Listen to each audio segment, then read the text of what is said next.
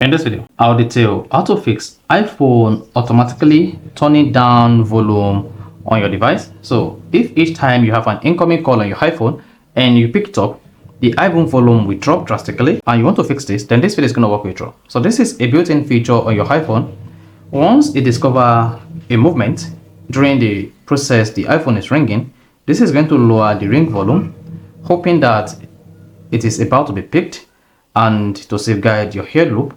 Then this is going to reduce the iPhone volume. Now, if you want to fix this, the first thing you need to do is go to your iPhone settings. On the settings page, just scroll down and click on Sounds and Haptics.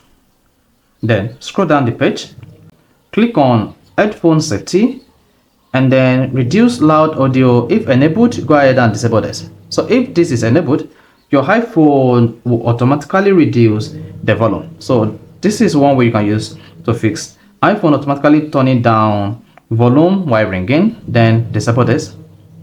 Then once that is disabled, you can just go ahead, receive any incoming call on your iPhone, and you discover that your iPhone will stop reducing the volume automatically on your device. So if you found this offer informative, please don't forget to like and subscribe.